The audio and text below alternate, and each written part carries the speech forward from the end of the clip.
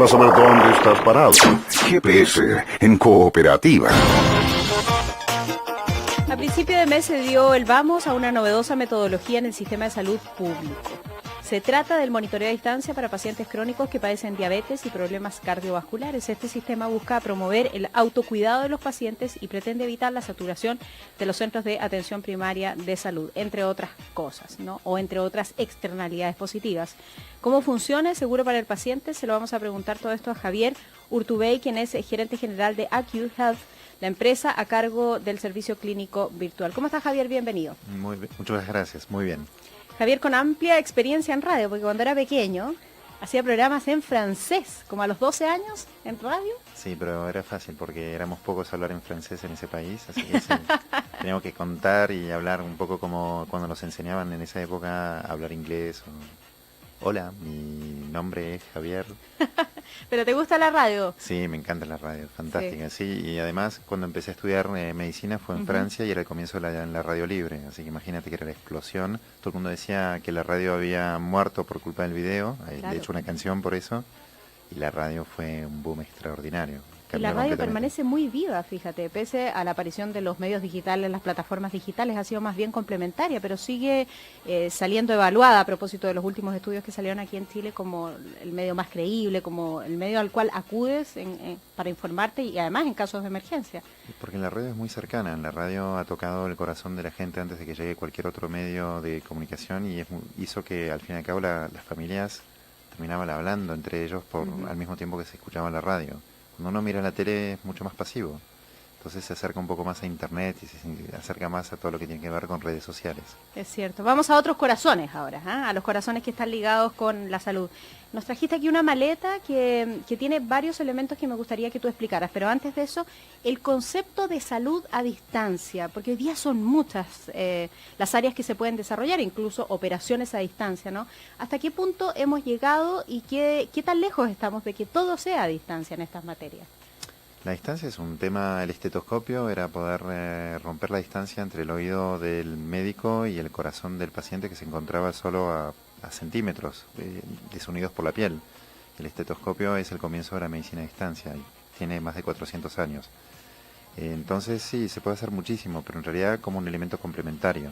El monitoreo a distancia es un elemento más para que el paciente que en un momento se encuentra en una fragilidad tenga la posibilidad de estar en constante apoyo con su médico tratante. Lo bueno de la tecnología es que termina desapareciendo y lo que es realmente importante son los humanos que están atrás. Lo que hace nuestra empresa es una extensión entre el consultorio o la consulta, en función si es privado o público, a donde están las enfermeras, los médicos y el paciente en el domicilio. Fíjate que el juramento de Hipócrates, que es el juramento más importante y más antiguo del mundo médico y es universal, dice, entre otras cosas, cuando entraré en tu casa, mis ojos no verán los problemas y mi boca callará lo que mis ojos habrán escuchado. Y esto es la manera justamente de llevar al médico que no puede ver a todos los pacientes y que en este caso, pacientes con fragilidad, va a poder entrar en la casa, va a poder entrar en el lugar del trabajo de la persona. Y eso es muy importante. ¿Para qué tipo de dolencia, Javier? Para la gente que tiene un episodio o que ya está instalada una fragilidad de salud. Por ejemplo, las enfermedades crónicas. No es que esto te diagnostique, esto es un tratamiento. Esto no es en realidad es un complemento al tratamiento. A tu tratamiento, claro. El verdadero tratamiento, en el caso de las enfermedades crónicas, pasa por dos elementos esenciales. El empoderamiento del paciente, que va a cambiar sus hábitos, que los va a modificar, y obviamente cuando ya llegó a cierto nivel de complejidad, todo lo que tiene que ver con las químicas y todas las otras terapias médicas. Son esos dos elementos que si tú los sigues bien, una persona que tiene un problema crónico, como el diabetes, la hipertensión, una insuficiencia cardíaca, va a poder vivir una vida muy cercana a la de una persona sana. Hablemos de la diabetes, que es un mal bastante extendido además en nuestro país. ¿Qué es lo que permite y cuál de todas estas máquinas que tienes acá se utilizan? Bueno, en el caso de la diabetes, de manera general, este no, ese que estás tocando es... Justo este no. ¿Es este? Ok. Este monitor gris, pequeñito. Claro, el monitor gris central que fue diseñado en Europa para el adulto mayor, de manera que puede ser utilizado por gente que no tiene una educación digital muy importante, que sea fácil de uso, que interactúa de viva voz y por esta pequeña pantalla, va a hacer lo que hace normalmente un experto en salud, sea un médico, un especialista, una enfermera, le va a hacer interrogatorio clínico al paciente. Y como es un interrogatorio inteligente, como tiene adentro todo un tema relacionado con el conocimiento del experto, en función de los resultados previos te va a hacer las preguntas que vienen después. Y está conectado de manera inalámbrica con esa pequeña cosita negra que está más cerca mía, en el caso del paciente diabético, que es un glucómetro, que va a permitir, tomando una pequeña gota de sangre, claro, exactamente medir la cantidad de azúcar que tiene la sangre en ese momento, es decir, la glicemia. Este probablemente es bastante más conocido para nuestros auditores, ha aparecido hace un tiempo en el mercado, una especie de lápiz, ¿no?, con el cual te pinchas y que va indicando, ¿no?, Va indicando los índices. Exactamente. En este Es muy importante saber que para el diabético el problema mayor es el problema de que el azúcar sube demasiado alto, lo que se llama la hiperglicemia, y lleva a una degradación del paciente hacia lo que son las amputaciones, las idas a urgencias, todo lo que tiene que ver con hospitalizaciones no programadas, pérdida de autonomía, pérdida de las sensaciones, de ceguera, pérdida de la visión, pérdida de los riñones. Es una riñones. enfermedad sumamente compleja, Claro, porque entonces, además es silenciosa. Claro, es silenciosa. Inicialmente es lo que se llama silenciosa infraclínica, es decir, que al médico le va a costar mucho poder detectarlo. Este tipo de elementos, junto con esto, va a poder abordar al paciente. Pero hay una gran diferencia, tú me preguntabas qué diferencias tenía, que nosotros no hacemos el enfoque de un órgano o de una especialidad, ni siquiera de una patología, hacemos el enfoque de un paciente, lo que se llama un enfoque sistémico, es decir, tú te ocupas de todo el paciente. Y estas enfermedades, como el diabetes, vienen siempre con muchas enfermedades al mismo tiempo, se van sumando, y esto se llama, en lenguaje médico, comorbilidad. Es decir, al mismo tiempo que tú tienes esta enfermedad, se van agregando todas las otras, y además las complicaciones. Entonces nosotros le entregamos, en función de todas las enfermedades que tiene, los diferentes sensores. En el caso del programa que tú has mencionado con el sector público, se agrega un tensiómetro para cualquier paciente diabético que ya tiene un grado de evolución suficiente con una tensión arterial alta. Te lo iba a preguntar, porque claro, uno tiende a pensar que con estos elementos que van parcelando la salud se va perdiendo también esa mirada holística del paciente, que es lo que uno intuye que el médico puede olfatear cuando está frente a él, es decir, porque tiene los ojos tan rojos, porque tiene ese color amarillo, cómo se ha sentido, que eso va en la conversación. Esto intenta, de cierta forma, ¿no?, luego del diagnóstico, suplir parte importante de eso. Hay otra parte que me parece que es fundamental, Javier, es cómo lo asumen los pacientes. Porque para esto hay que tener disciplina, saber hacerlo y, como tú mismo dices, máquinas no tan complejas. Bueno, el paciente al comienzo es, sobre todo en el sector público, vemos que hay una adherencia importante al equipo que está atrás. Como te comentaba, este equipo va a hablarle. Inicialmente la voz que utilizamos era la misma que en Europa, una voz femenina, que es la que provoca mayor adherencia. El paciente crónico en general, el paciente que tiene mucha dificultad a crear esta nueva disciplina, a hacer bien mateo, a hacer a comer lo que tiene que comer. A comer lo que tiene que comer, a medirse cuando se tiene que medir, a acordarse y pues decir, bueno, cierro los ojos una vez, no pasa nada, y esa vez, bueno, termina siendo varias veces. Y nos dimos cuenta que era difícil con la voz femenina, probamos con una voz masculina, y en Chile funciona mucho mejor. Y tenemos la suerte de tener un enfermero en nuestro equipo que tiene una voz de baritón, y la gente le encanta, y hay varias anécdotas a donde... Ay, cuéntame una, por favor. Mira, cuando estábamos preparando un programa, nosotros hicimos un piloto con el Centro de Referencia de Cordillera Oriente, ¿Sí?, que está en Peñalolén. Y entonces la gente de los otros servicios vino a preguntarle a sus colegas qué es lo que había visto. Y ellos tuvieron una muy buena idea, invitaron a una paciente. Y la paciente cuenta que cuando el equipo se despierta, el marido le decía, ¡ja! Ahí está, tu amante electrónico, ve con él. Ve con él, sí, voy dichosa, decía ella. Pero parece Está bien. Sí, y otra cosa, por ejemplo, se había comido un queque una vez. Se había comido un queque y ella cuenta, y sabía que se había levantado la glicemia. Y le dije, diles que, porque nosotros llamamos por teléfono, vemos que hay un problema, inmediatamente llamamos por teléfono. Y dice, me van a llamar por teléfono, diles que estoy bajo la ducha. Sí, pero ya te duchaste. No, no importa, me ducho de vuelta. Me ducho otra vez.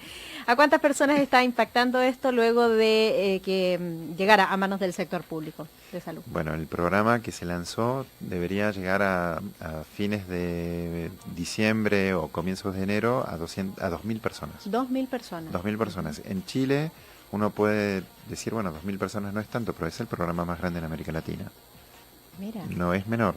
Es verdad que es una manera de medir y de ver si lo que nosotros logramos hacer a pequeña escala, en el sector público también o en el sector privado, se va a poder reproducir a escala nacional. Eso te lo iba a preguntar, yo creo que también hay una cuestión de prueba, ¿no? Así se habrá establecido en la conversación con el Ministerio de Salud respecto de veamos cómo funciona el sistema para luego ver si lo podemos masificar. Y es lógico, fíjate que cuando uno habla de buena medicina, habla de medicina basada en la evidencia. ¿Qué quiere decir más? Medicina basada en pruebas realizadas y concretas. Y nosotros tenemos un modelo muy innovador en tema de seguimiento a distancia, que para poder llegar a hacer un seguimiento holístico, como tú decías, estamos constituidos como un hospital. La gente viene a nuestra oficina, viene a un hospital clínico virtual.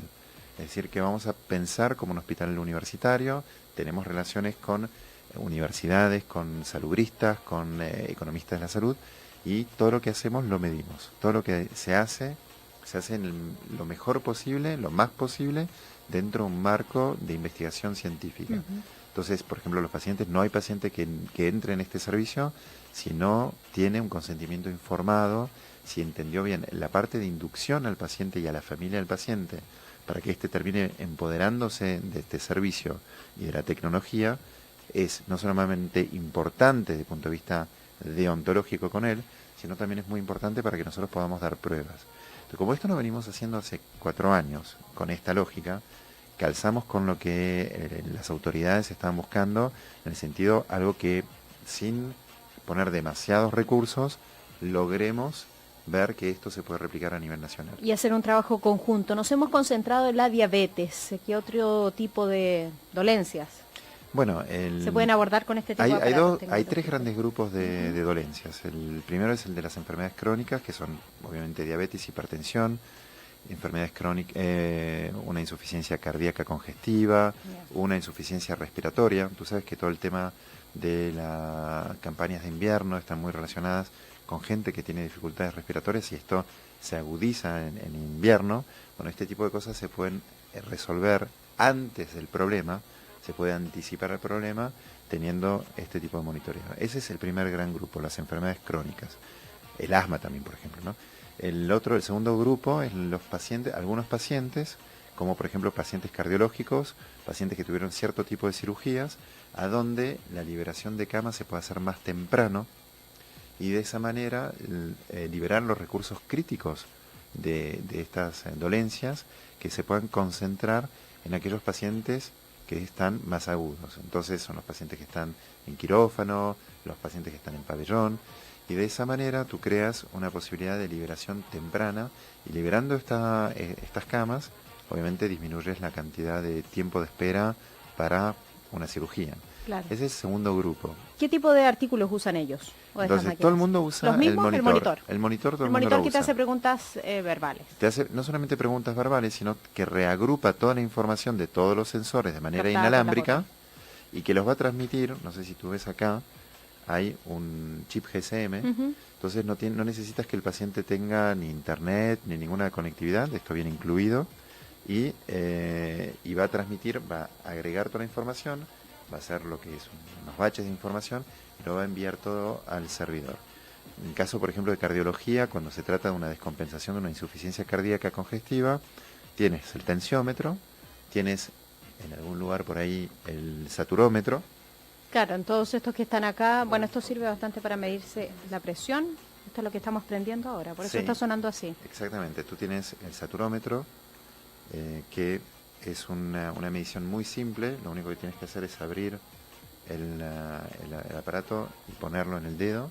Ese es como el típico, para explicarnos, como una corchetera pequeñita que te ponen en el dedo cuando uno está hospitalizado. ¿Qué es lo que hace eso? Esto te va a medir dos cosas. Sirve? Te va a medir la cantidad de oxígeno que tienes en la sangre. Yeah. Una persona que tiene una insuficiencia cardíaca, su mayor problema es que se le llenan los pulmones de agua. al llenársele de agua a los pulmones, no puede haber el intercambio entre la sangre y el aire y se ahoga. Ya. Es como si lo tirasen al fondo de la piscina. Entonces, tú puedes ir viendo, como tú decías, el silencioso, varias horas antes, tú puedes captar el problema porque ves descender la cantidad de oxígeno en la sangre. Además de eso, esa persona que tiene un problema cardíaco va a aumentar de peso porque retiene ese líquido. Entonces, en la parte inferior de la bolsa, Más abajo. Ajá. tienes una pesa. Ok. Entonces, la persona se tiene que pesar.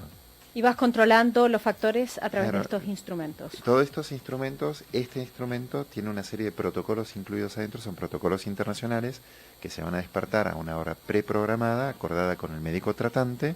Esto puede ser entre 2 y 5, 6, 7 veces por día, en función de la actividad normal del paciente, porque muchos de ellos ya están trabajando, y en una duración que está también predeterminada con el médico. Entonces, Javier, sí. una última pregunta a modo de resumen, ¿no? Y a modo de proyectar también lo que este tipo de tecnología puede entregar a los pacientes. ¿Hacia dónde apuntan empresas como esta? ¿Hacia dónde quieren llegar? ¿Ser lo menos invasivas posible? ¿A que estos aparatos sean muy amigables con los pacientes? ¿A reemplazar al médico? No sé. ¿Hacia dónde? De ninguna manera. Ya. Es lo contrario. Complementarlo. Con tecnologías lo menos invasible posible, hacer que el médico y su equipo esté al lado del paciente Sin estar. que lo necesite, sin estarlo, sin invadirle el cotidiano, pero permitiéndole empoderarse de su salud y ya no ser un problema de enfermedad. Y han bajado los costos de producción de estos aparatos, ¿no? Muchísimo con los años, me imagino. Sí, por supuesto. Hace 10 años esto eran costos altísimos y sostenibles, y por suerte nosotros no vendemos los equipos, nosotros los damos directamente en comodatos, y eso es gracias a la posibilidad de haber bajado. Siguen siendo para cualquiera de los mortales mucho dinero, pero dentro de un esquema como el nuestro, tú los vas utilizando con diferentes tipos de pacientes, lo que creas economía de escala, y al paciente chileno le termina costando muchísimo más barato de esta manera. Excelente iniciativa. Javier, muchísimas gracias por haber estado aquí con nosotros. Por favor, muchas Un gusto gracias la a ti. conversación. Vamos a saludar a nuestros auspiciadores. Tarjeta de crédito BCI te da flexibilidad y libertad